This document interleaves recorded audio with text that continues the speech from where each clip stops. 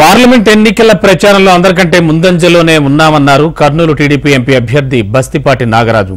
YCP పాలనలో కర్నూలు జిల్లా వెనకబడిందన్న ఆయన టీడీపీకి అవకాశం కల్పిస్తే కరువుతో అల్లాడుతోన్న జిల్లాను మరో కోస్తా ప్రాంతంగా చేసేందుకు కృషి చేస్తానని తెలిపారు. జగన్ సర్కార్ను గద్దె దించడమే తన లక్ష్యమంటోన్న బస్తిపాటి నాగరాజుతో మా ప్రతినిధి హరికిషన్ ఫేస్ టు ఫేస్. ఎన్నికలకు సమయం దగ్గర పడుతోంది. ప్రచార పర్వానికి మరొక 10 రోజులు మాత్రమే మిగిలి ఉండడంతో ప్రధాన పార్టీ నేతలందరూ కూడా తమ పూర్తిగా ప్రచార పర్వంలో కూడా మునిగిపోయారు.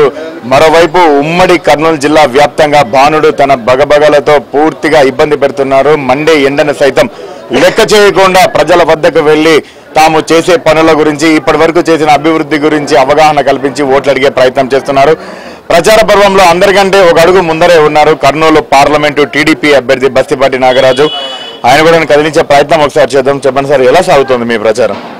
మా ప్రచారం బ్రహ్మాండంగా సాగుతుంది సార్. మాకు బీఫారం వచ్చిన తర్వాత, నామినేషన్ ఘట్టం ముగిసిన తర్వాత, ఆ పర్వం ముగిసిన తర్వాత మా ప్రచారం ఇంకా ఊపందుకున్నది. ఎందుకంటే మీరు ఒక్కసారి కర్నూలు జిల్లాలో ఉండే సీనియర్ లీడర్లతో మమ్మల్ని కంపేర్ చేసి చెక్ చేసుకోండి. సీనియర్లకు ఏమాత్రం తగ్గకుండా వాళ్ళకంటే రెండింతలు దూసుకుపోతా ఉన్నాం.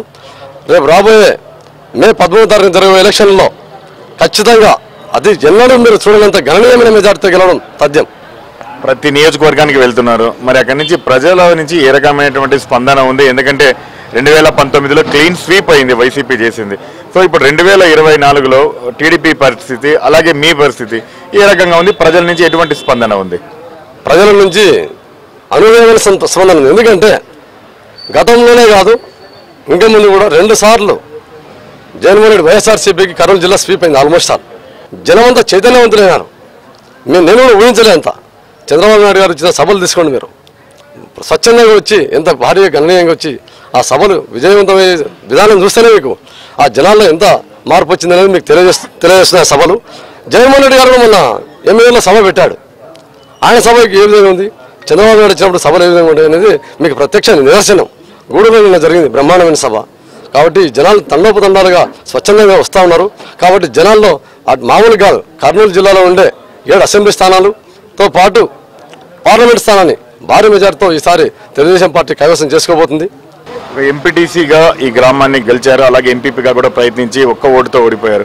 మళ్ళీ ఎంపీ అభ్యర్థిగా అవకాశం దక్కించుకున్నారు. సో పెద్ద ఎత్తున 7 నియోజకవర్గాల్లో క్యాంపెయినింగ్ చేస్తున్నారు. ఎటువంటి సమస్యలు మీ దృష్టికి వచ్చాయి? వాటి పరిష్కారం కోసం ఏమైనా ప్రణాళికను సిద్ధం చేశారా? వాస్తవం చాలా మంచి ప్రశ్న వేశారు సార్. మీరు కర్నూలు పార్లమెంటు చేసి వాస్తవంగా మీరు భౌగోళికంగా తీసుకోండి.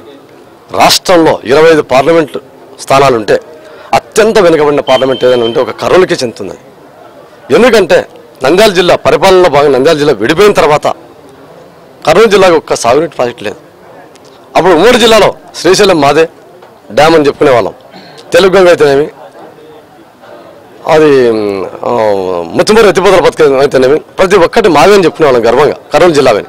కానీ ఇప్పుడు ఆ బైఫర్గేషన్ అయిన తర్వాత ఈ కర్నూలు జిల్లాకు కర్ణాటక తీరం నుంచి తీసుకుంటే 95 కిలోమీటర్లు నడివి కర్నూలు పార్లమెంట్ మీద పారిపోతా ఉంటే ఒక చిన్న డ్యామ్ అంటూ లేదు, ఒక చిన్న సాగునీటి ప్రాజెక్ట్ అంటూ లేదు. ఎల్ఎల్సీ తప్ప మనకంటూ ఏం లేదు.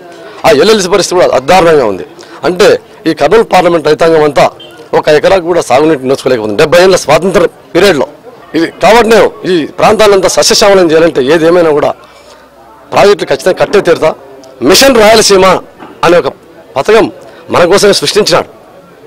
రాజమండ్రి అయితేనేమి, వైజాగ్ అయితేనేమి పలు వేదికల మీద ఆయన ఉచ్చరిస్తా ఉన్నాడు.